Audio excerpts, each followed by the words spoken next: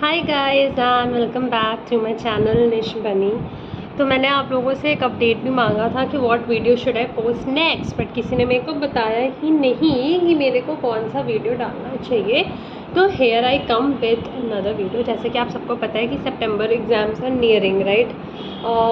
आई think 19, 21, 23 ऐसे ही कुछ dates हैं आप लोगों के एग्ज़ाम्स के, ग्रुप 2 के एटलीस्ट, एंड ग्रुप 1 के तो और पहले के होंगे।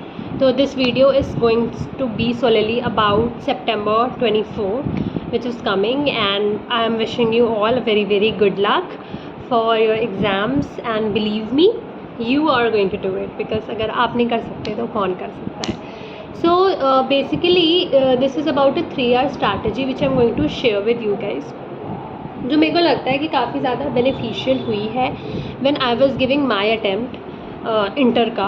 एंड करेंटली अभी तो recently what I did is cleared my inter and मेरा फाइनल हैज़ स्टार्टेड। तो टुडे और टुमारो में मैं I get registered in CA final, and then I am gonna guide you guys with self based online modules and all that stuff. And articleship also I will have to start, but as everyone know कि मेरी job चल रही थी विच आई resigned.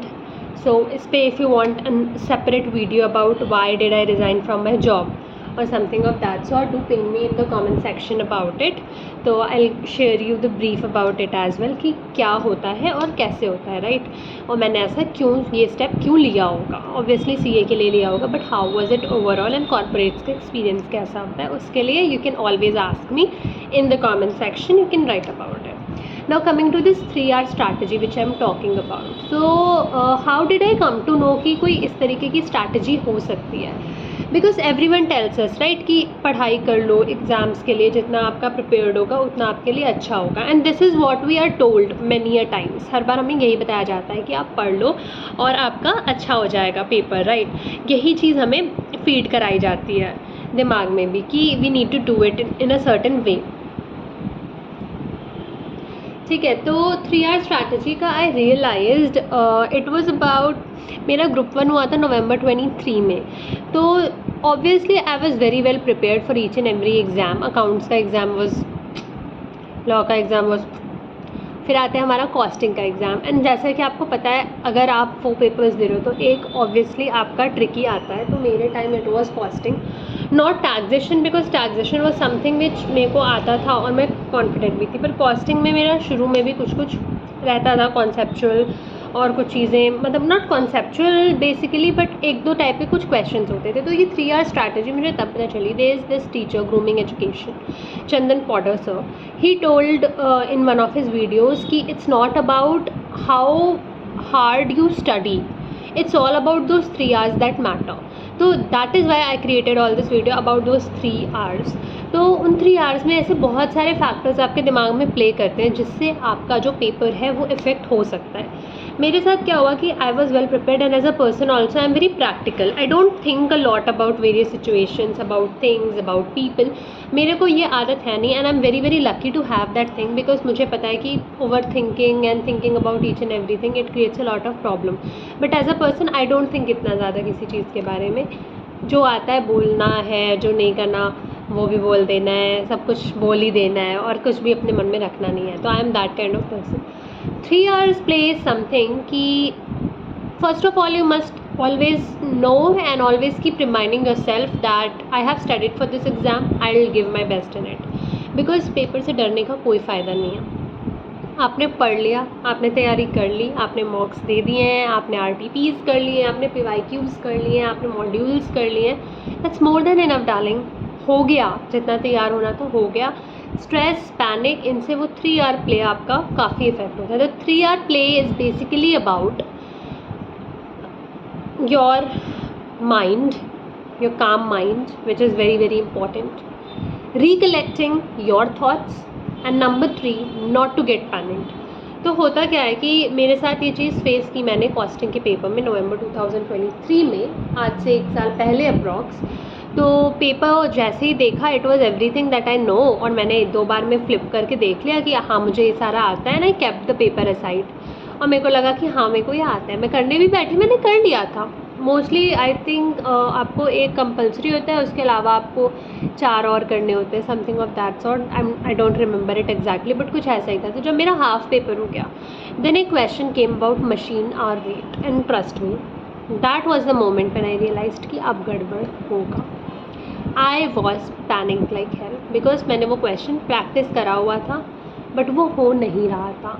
उस वक्त I tried, मेरे 15 minute waste हुए, मेरे 20 मिनट वेस्ट हुए, मेरा आधा घंटा वेस्ट हो चुका था, और मेरे पास अभी भी पूरा आधा पेपर पड़ा हुआ था करने को, एंड मैंने आधा घंटा वेस्ट किया था। सो आधा घंटा वेस्ट और आधा पेपर बचा हुआ था, and that time I was like काफ़ी पैनिक्ड। फिर मैंने खुद को काम डाउन कराया कि नो निष्ठा, you can't behave like this, अभी यू कांट, बिकॉज तुम्हारे पास आधा पेपर बचा है। अगर तुमने यहाँ कुछ गलत कर दिया तो वो जो 6 महीने तुमने पढ़ाई करी है वो चली जाएगी, और फिर एक अटैम्प्ट लगेगा, जो मैं नहीं चाहती थी, क्योंकि मैंने बहुत मेहनत की थी। और एक पेपर में भी हो गया ना यार, तो भी लगेगा, वो अटैम्प्ट तो देना पड़ेगा ना फिर से। फिर आई डिसाइडेड कि नहीं, ऐसे नहीं होगा।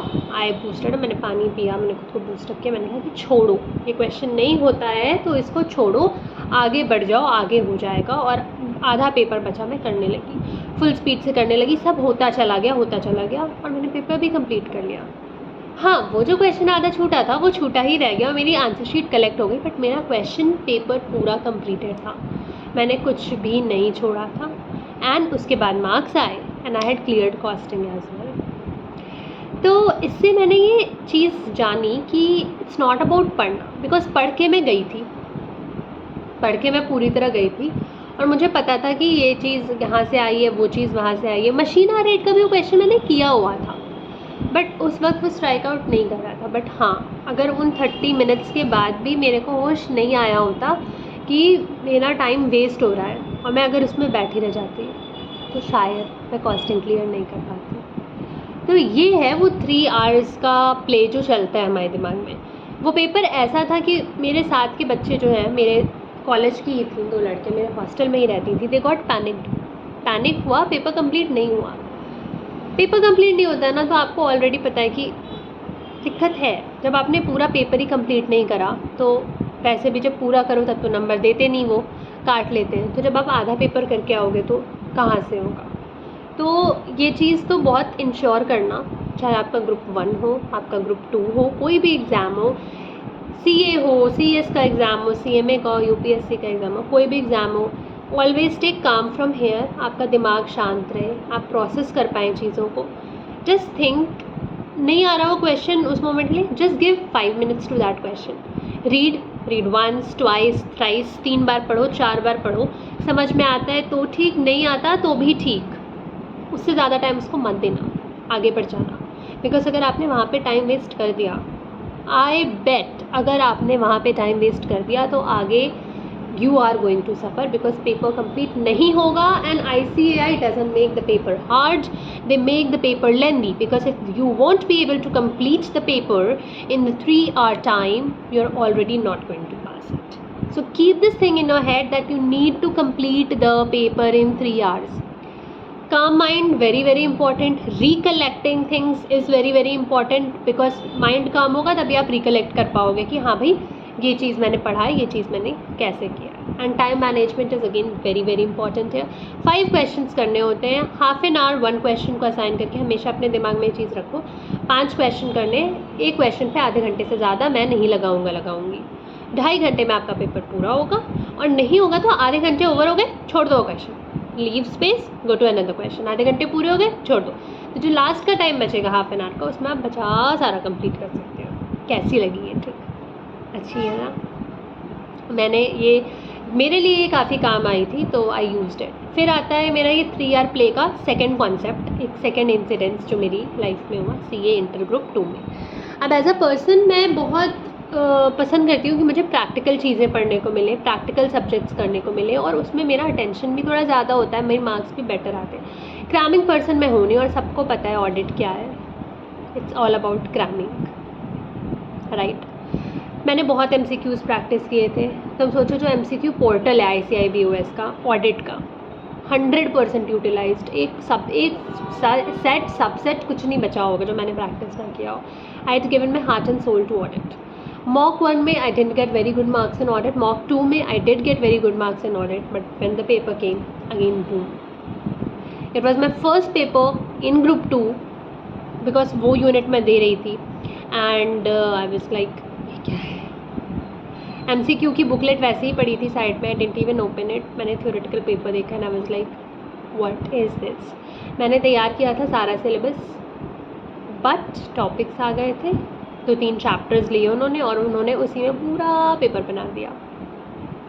जो बच्चे ऑडिट में अच्छे हैं उनके लिए वो पेपर अच्छा था, मेरे लिए इट वॉज़ वेरी ट्रिकी। बहुत ही एक डर था कि क्या होगा, कैसे करूँगी। 15 मिनट मिलते हैं रीडिंग टाइम के, रीड कर लिया, पढ़ लिया, बैठी थी सोच रही थी कि अब करना कैसे है। अगेन 3 आवर्स का कॉन्सेप्ट है, अगर मैंने वहाँ पे सोचा नहीं होता, दिमाग नहीं लगाया होता, नहीं होता। मैं इसलिए इस चीज़ पे इतना एम्फेसाइज़ करी हूँ ये 3 आवर्स के कॉन्सेप्ट पे, बिकॉज ये 3 आवर्स ही हैं जो मैटर करते हैं। क्योंकि आप खुद जानते हो इतने सारे बच्चे हैं जो पढ़ाई करते हैं, आपसे ज़्यादा पढ़ते हैं, आपसे कम पढ़ते होंगे। कभी कभी ऐसा होता है कि अगले ने उतना नहीं पढ़ा होता, आपको पता है उतना नहीं पढ़ा होता, उतना नहीं किया होता, पर उसका हो जाता है और आपका नहीं होता, और वो चीज़ चुभती है। अभी नहीं चुभेगी पर लॉन्ग रन में वो चीज़ चुभती है। तो मैंने पढ़ लिया था, मैं जान गई थी कि ये तो यार काफ़ी अलग ही हो गया ये सीन तो काफ़ी अलग है, पेपर क्या आ गया, मैंने प्रैक्टिस क्या किया था। बट अगेन मैंने हिम्मत नहीं हारी। मुझे अगेन चंदन पॉटर सर को थैंक्स अगेन बाबा अगेन ही कह रही हूँ। मैंने लिखा, पेपर लिखना स्टार्ट किया, क्योंकि obviously I advice you guys also कि पहले अपना सब्जेक्टिव पेपर करना, देन ओनली MCQs करना, बिकॉज MCQs में भी सोचना पड़ता है और ऐसे ही नहीं हो जाता है MCQ भी। तो पहले अपना आपको करना ही पड़ेगा सब्जेक्टिव। तो I started doing my subjective paper. मैंने लिखना स्टार्ट किया जल्दी जल्दी, जितना समझ में आता था लिखती थी। ऐसे मेरे को सारे एग्जैक्टली ऐसे याद नहीं थे, बट कुछ कुछ याद थे तो उनको मेंशन कर देती थी अंडरलाइन करके, जल्दी जल्दी करके कंप्लीट कर लिया था पेपर। फिर MCQs देखे। MCQs जैसे मैंने बोला, मैंने ICI के सारे MCQs लगा रखे थे। तो आप तुम समझ लो मैंने कितने MCQ करे हुए थे, क्योंकि मुझे पता था कि ये जो 30 मार्क्स है ना मेरे, कि मेरे प्री के मार्क्स होने वाले हैं। कंसेप्चुअल क्लैरिटी अगर मैं एकदम स्ट्रॉन्ग कर लूँ तो 30 मार्क्स में कोई मुझे रोक नहीं सकता। बस फिर क्या, मैंने करना स्टार्ट करा एंड ट्रस्ट मी वो 30 के 30 मुझे आते थे। तो ये चीज़ मैं अपने हैंड में श्योर थी। MCQs में 30 मेरे आ गए तो मुझे सब्जेक्टिव में 10 नंबर ही और चाहिए एंड मेरा ग्रुप, मेरा सब्जेक्ट क्लियर हो जाएगा। और इतनी तो बेकार मैं हूँ नहीं, जितना मुझे पता था कि मैंने 30 भी अगर नहीं दे रहे तो 20 अगर यहाँ चाहिए तो 20 तो वहाँ भी मिल जाएंगे, तो मैं कर लूँगी। और रही बात दूसरे जो पेपर बचता है मेरा FMSM, उसमें मैं इतना अच्छा कर लूँगी कि अगर ये मेरा 40 हुआ ऑडिट तो अगला मेरा 70 होना चाहिए, तभी मेरा वो ग्रुप क्लियर होगा। तो strategy is what is very very important है। स्ट्रैटेजी से काम लेना। कर दिया, पेपर दे के आ गई, वापस आ गई, FMSM पढ़ने लगी, हो गया ऑडिट का पेपर, सब बच्चे बहुत खुश थे, मेरा ओकेश ही गया था। फिर मैंने सबको यही बोला कि मेरा भी पेपर अच्छा गया था, क्योंकि एज अ पर्सन मैं शुरू से मेरे मार्क्स आए हैं एंड मैं पढ़ती हूँ, सबको पता है, तो पढ़ने में अच्छी है। इसका तो 2 दिन में पढ़ के ख़त्म हो जाता है, एग्ज़ाम से 1 दिन पहले पढ़ के भी पास हो जाएगी टाइप्स। तो ऐसे में मैं कहती कि मेरा पेपर अच्छा नहीं गया है तो कुछ लोगों को उससे खुशी मिल जाती कि वाह यार ऐसा ना पेपर अच्छा नहीं गया टाइप। मैंने कह दिया मेरा पेपर अच्छा गया। अंदर से मुझे ही पता था कि मैं क्या करके आई थी। FMSM में मैंने अपनी पूरी मेहनत करी और आपको भी पता है SM is not that hard. SM की 50 तो आप ऐसे ही मान लो मिल जाएंगे। FM का आप थियोरेटिकल पार्ट अच्छे से कर लो, subjective part I mean practical, तो उसमें आ जाएंगे तो वो आराम से पास हो जाएगा, मेरे को पता था। फिर आने लगा रिज़ल्ट का टाइम। मैंने प्लेसमेंट से इसीलिए ली थी गाइज, मेरे को कहीं डर था कि मेरा अटेम्प्ट लग सकता है फिर से ऑडिट की वजह से, ये पक्का था। क्योंकि मैं गड़बड़ करके आई थी और इतनी ग्रेव एरर्स करके आई थी कि मैं वापस आई तो मैं देख रही थी ऑपरेटिंग लीज फाइनेंशियल लीज का डिफरेंस आया था। मैंने ऑपरेटिंग लीज के अंदर पूरा फाइनेंशियल लीज लिख दिया, फाइनेंशियल लीज के अंदर पूरा ऑपरेटिंग लीज लिख दिया। इस तरीके की भी गलतियाँ करके आई थी पेपर में। रिज़ल्ट आया, हाथ पर कांप रहे थे, सक्सेसफुल, क्लियर हो गया था, ऑडिट भी क्लियर हो गया था। एंड जैसा मैनिफेस्ट किया एग्जैक्ट 40, उसमें मेरे आए 64 FMSM में, और इसमें आए एग्जैक्ट 40, 104 आउट ऑफ 200, और मेरा क्लियर हो चुका था। बस खुश थी मैं, बहुत खुश थी।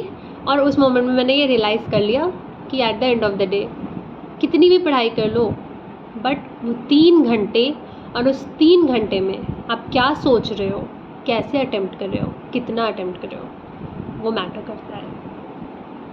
Hence this video was not about demotivating anyone कि आपने बहुत पढ़ाई करी और 3 घंटे में नहीं कर पाए तो नहीं होगा। It is about motivating you guys and telling you guys कि अगर पढ़ाई थोड़ी सी भी कम रह गई है ना, तो वो 3 घंटे में अच्छे से सोच कर दोगे तो हो जाएगा।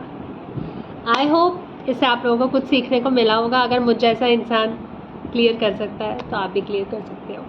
All the best to you all, and I know every one of you will fly with pass with flying colors, and अच्छे से अपना पेपर देना। I'm always here. Comment section में put down your queries related to any subject, any strategy, and I'll make sure that I come up with a video relating to that particular thing. For now, let's end the video here only. Do like, share, comment, and subscribe to my channel if you like the video. Thank you. Bye bye. Till next time.